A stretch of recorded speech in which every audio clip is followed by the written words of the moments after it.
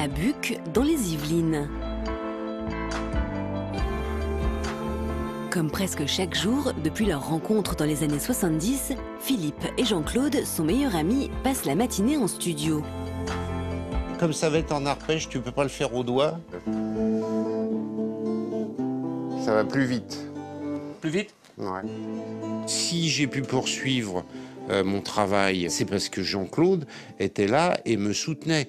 Et j'ai besoin de ça. Moi, ça m'aide considérablement. Je ne pense pas que je pourrais assumer mon cancer aussi facilement s'il n'était pas là pour me soutenir.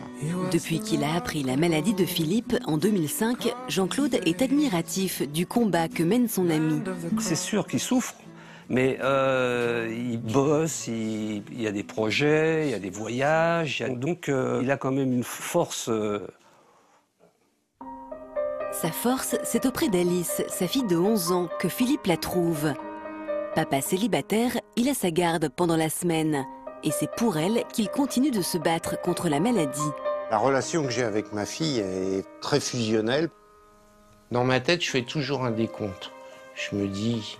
Si je pouvais aller jusqu'à ses 10 ans, on y est arrivé. Si je pouvais arriver jusqu'à ses 12 ans, etc. Je demande pas grand-chose, une petite année de plus. Parce qu'effectivement, chaque année sur un enfant, chaque année de plus, on voit des transformations.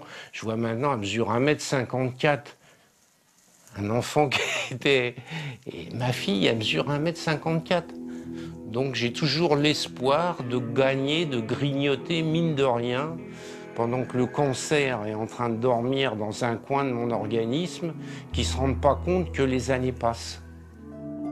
Philippe est conscient qu'il ne pourra pas être présent pour les grands moments de la vie de sa fille. Alors il a décidé de coucher sur le papier les souvenirs d'une vie passée ensemble. Je lui raconte des choses du quotidien que peut-être personne ne lui racontera plus tard. Donc je lui raconte comment elle était quand elle avait 3 ans, quels bons mots elle a fait, etc. Et ces petits carnets, elle les découvrira quand j'aurai disparu. Il y a des moments, c'est dur. Et puis, le dimanche soir, je vais chercher Alice. Et chut, la vie redémarre d'un coup. Pour soulager ses proches, Philippe a déjà anticipé l'avenir. Il a fait preuve d'un courage hors norme en préparant son départ.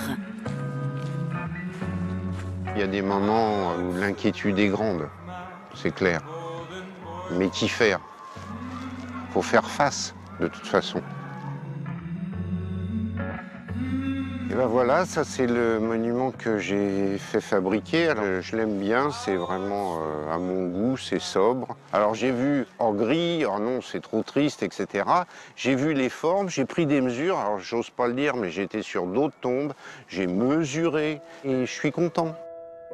J'ai choisi cet endroit parce qu'on est juste à côté de l'école, donc naïvement je me dis, bah voilà, quand je serai là, j'entendrai les enfants dans la récréation. Et en plus ça, cet arbre-là, c'est un rosier, et l'été c'est vraiment magnifique.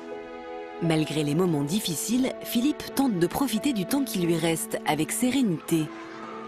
Aujourd'hui, j'ai fait toutes les choses que j'avais envie de faire sur le plan professionnel, sur le plan de la distraction. Donc maintenant, voilà, j'ai 69 ans, je suis prêt. Mes valises sont prêtes. Like a bird.